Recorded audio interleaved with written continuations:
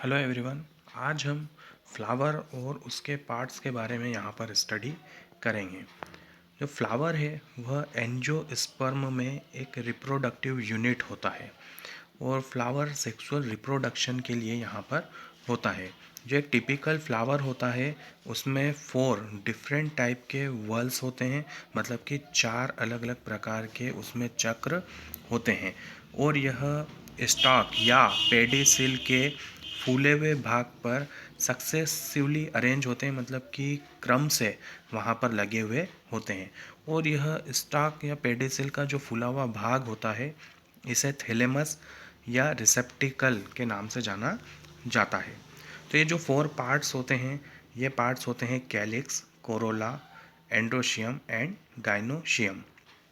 देखिए, इसमें जो कैलिक्स और कोरोला होते हैं वह एक्सेसरी ऑर्गन्स होते हैं, जबकि एंड्रोशियम और गाइनोशियम जो हैं वह रिप्रोडक्टिव ऑर्गन होते हैं।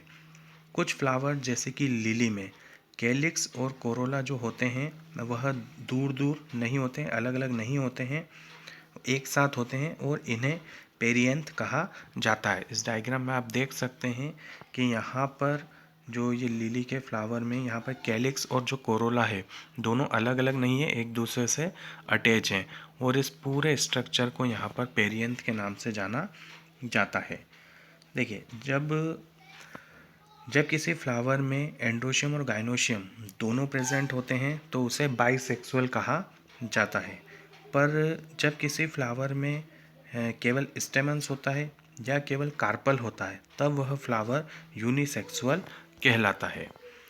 सिमेट्री की बात करें, मतलब कि समरूपता में जो फ्लावर होते हैं वह एक्टिनोमार्फिक मतलब कि रेडियल सिमेट्री या जाइगोमार्फिक बाइलेटरल सिमेट्री वाले हो सकते हैं।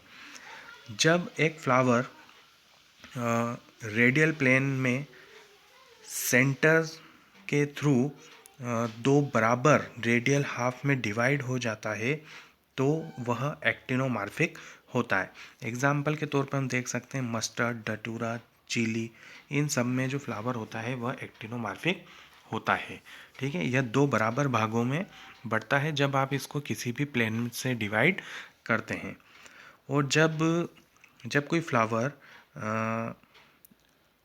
केवल एक पर्टिकुलर वर्टिकल प्लेन में ही दो बराबर भागों में बांटा जाता है तो वह जाइगोमार्फिक फ्लावर कहलाता है। यहाँ डायग्राम में हम देख सकते हैं ऊपर जो है वो एक्टिनोमार्फिक है, नीचे जाइगोमार्फिक फ्लावर दे रखा है।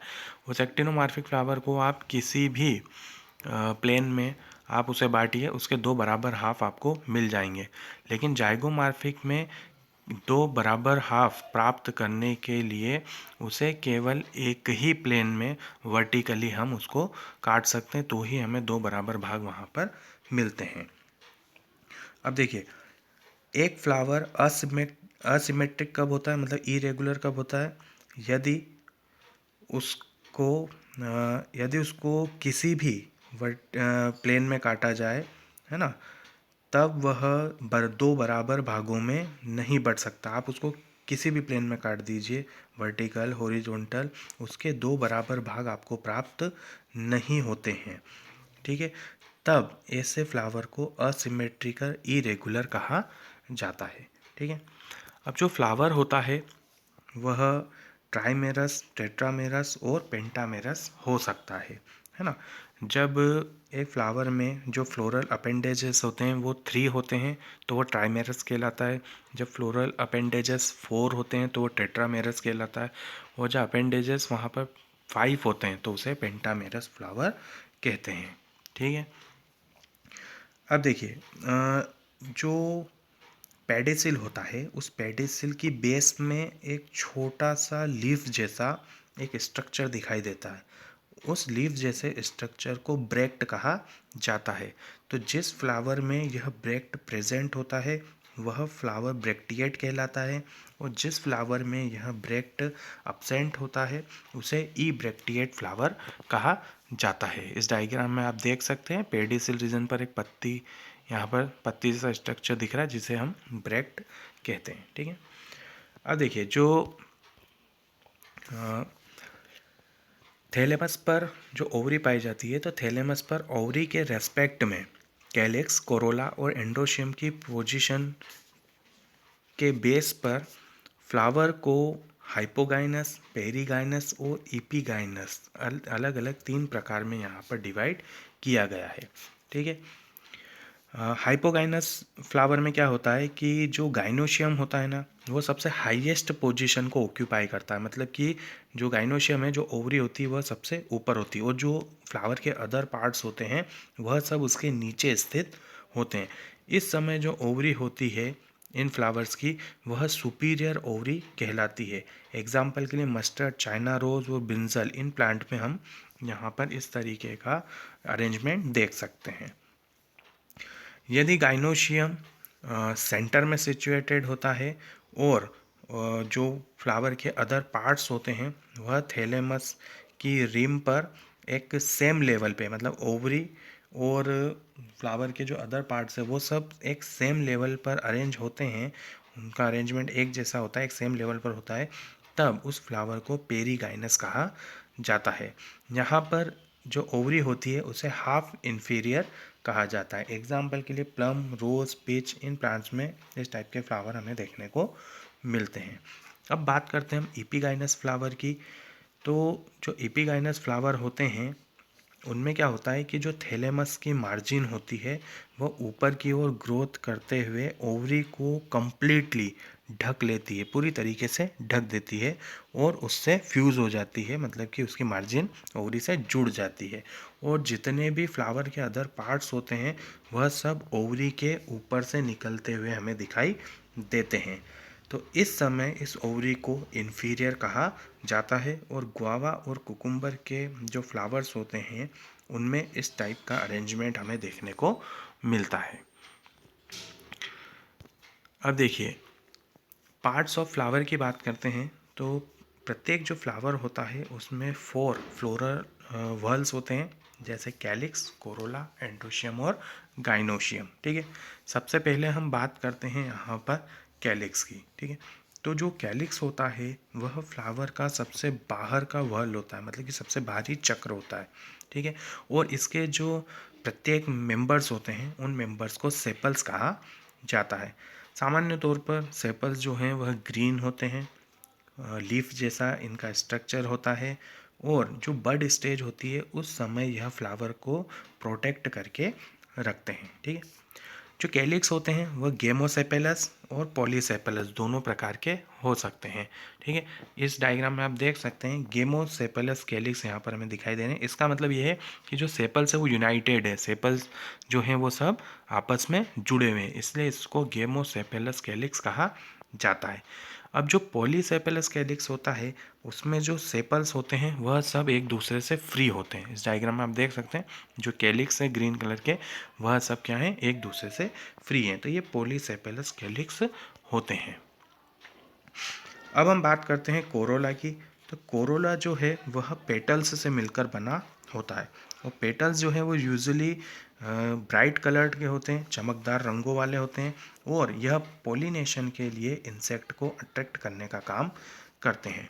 कैलिक्स के समान ही कोरोला भी यहाँ पर गेमोपेटलस और पॉलीपेटलस हो सकते हैं। ये जो डायग्राम आपको दिखाई दे रहा है यह है यहाँ पर गेमोपेटलस कोरोला का। इसमें क्या होता है कि जो कोरोला के पेटल्स होते हैं वह सब यूनाइटेड होते हैं, मतलब कि जुड़े होते हैं। आप इस डायग्राम में देख सकते हैं सारे पेटल्स एक दूसरे से अटैच्ड होते हैं। ठीक है। जो सेकेंड डायग्राम आप देख रहे हैं ये होता है पॉलीपेटलस कोरोला। पॉलीपेटलस कोरोला में क्या होता है कि जितने भी पेटल्स होते हैं ना वह सब एक दूसरे से फ्री होते हैं। आप देख लीजिए कोरोला के सारे पेटल्स एक दूसरे से यहाँ पर फ्री दिखाई दे रहे हैं। ठीक है। शेप और कलर के बेस पर जो कोरोला होते हैं वो अलग अलग प्लांट्स में अलग अलग टाइप के हो सकते हैं। Corolla tubular, bell shaped, funnel shaped या व्हील शेप्ड भी हो सकता है। अब हम बात करते हैं एस्टिवेशन की। देखिए एस्टिवेशन क्या होता है। The mode of arrangement of sepals और petals in floral bud with respect to the other members of the same whorl is known as aestivation. Floral bud में सेम वर्ल के अदर मेंबर्स के respect में sepals और petals के arrangement का जो pattern होता है, जो मोड होता है, उसे एस्टिवेशन के नाम से जाना जाता है। यहाँ पर हम 4 टाइप्स के एस्टिवेशन के बारे में स्टडी करेंगे, velvet, twisted, imbricate and vexillary. ठीक है। जब सेपल